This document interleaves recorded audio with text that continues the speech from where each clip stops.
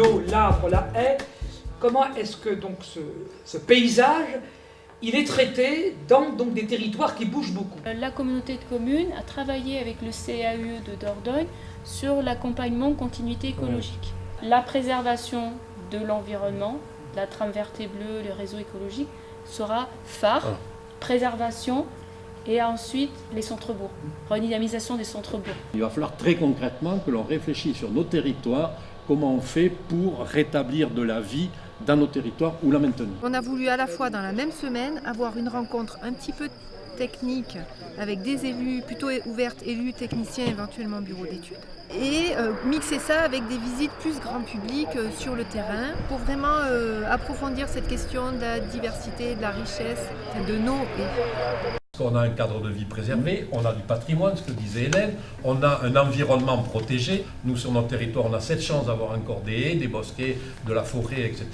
Les gens, ils viennent, ça veut dire qu'on a un territoire qui est attractif. Et ça, il faut que nous le gardions. Si à travers l'urbanisation et notre schéma d'aménagement dans le PLUI, nous détruisons ce qui est notre richesse d'aujourd'hui, ben demain, nous n'aurons plus que les yeux pour pleurer.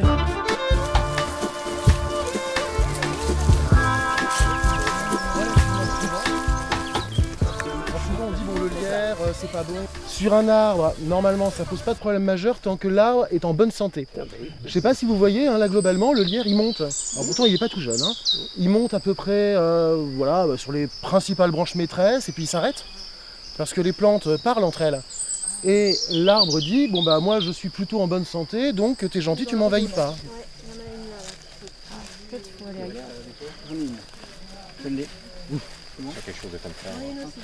Ouais, il y en a encore une là. On va peut-être un peu s'écarter par là. Ouais. C'est vraiment une espèce qui est très terrestre. Elle va aller dans l'eau, on va dire 3 semaines par an. Elle va se reproduire dans des mares qui sont très peu profondes, dans des prairies inondées, dans des fossés. Toutes les eaux qui sont très peu profondes. Et c'est cette grenouille qui se rassemble par centaines, parfois même par milliers, pour pondre au même endroit. Il ne s'agit pas uniquement d'imposer, il y a toute une démarche pédagogique, montrer pourquoi c'est important la biodiversité. La concertation, ça fait partie sûrement d'une évolution vers laquelle il va falloir qu'on aille. Moi je me retrouve avec les éoliennes, qui va être un gros sujet sur ma commune.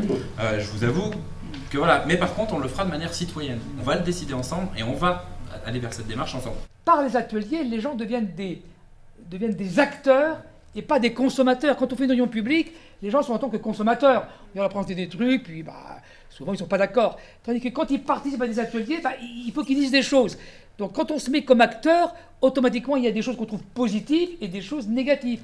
Tandis que quand on est dans une réunion publique simplement, on est qu'en consommateur, donc très souvent, on en profite d'ailleurs pour gueuler contre les élus parce qu'on est énervé, on s'est fâché avec sa femme, on s'est fâché avec son compagnon, les enfants ne sont pas quoi, et on en profite, c'est le déversoir de la psychologie sociale, ce qui est normal d'ailleurs.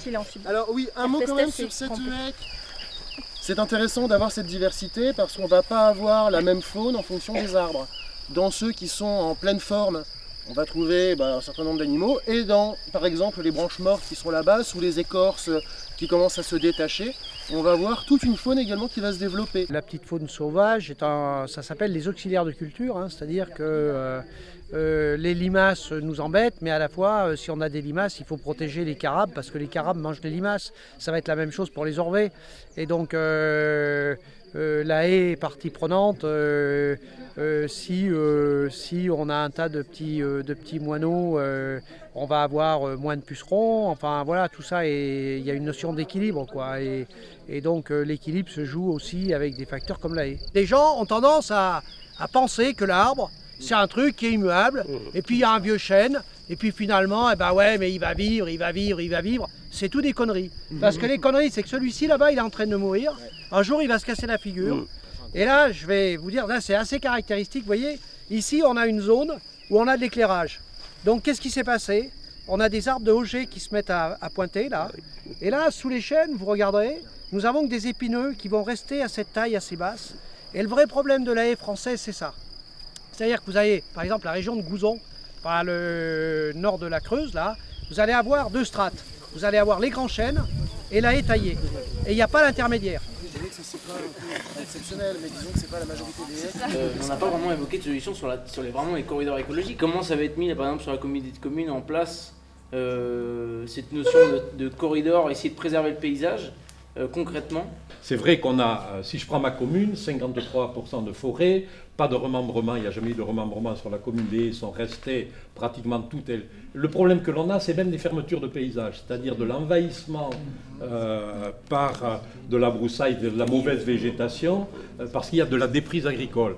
Donc voilà, je crois qu'à un moment donné, il faut avoir, et c'était l'objet du diagnostic que nous avons fait sur le PLUI, c'est d'avoir un diagnostic, et l'ACE nous y a bien aidé, du CAE, qui nous permet d'avoir une vision plus objective et plus distanciée des choses. Voilà. Enfin, nous, voilà pour notre territoire. Si je prends notre territoire, on a des haies qui sont arrachées alors en quantité tout à fait industrielle.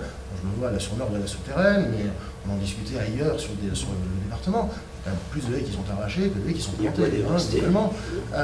Donc l'environnement ne doit pas être le parent pauvre. Et donc il y a aussi un travail de sensibilisation, d'information du public pour leur faire comprendre que s'ils veulent avoir une qualité de vie, et c'est ce qu'ils recherchent en venant souvent sur nos communes, c'est aussi parce qu'il y a cette richesse patrimoniale-là. La préservation, la requalification des centres-bourgs et la diminution drastique des zones constructibles peut amener un surenchérissement du coût de l'immobilier dans les centres-bourgs qui fait que ça pourra faire en sorte qu'un certain nombre de gens, parce que les gens en Dordogne et notamment sur notre territoire, il y a des usines qui sont payées au SMIC.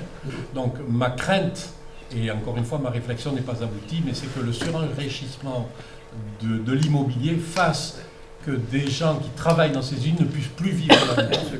Et ça, pour moi, c'est une véritable crainte. Et beaucoup plus importante que de savoir si je vais... Alors, je vais être un peu rude là, mais si jamais il me faut 300 mètres de haies de plus ou de moins.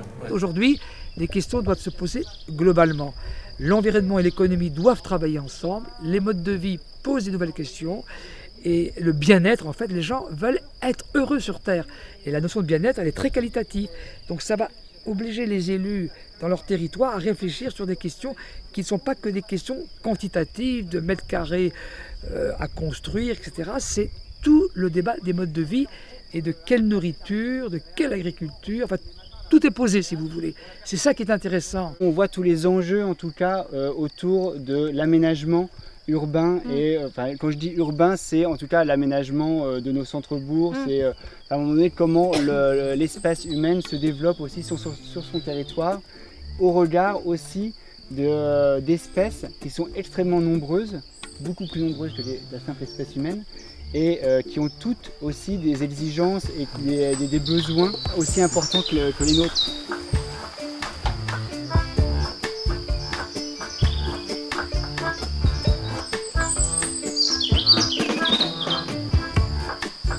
En fait, on a tendance à considérer que la nature, c'est ailleurs, alors qu'en fait, on est dedans.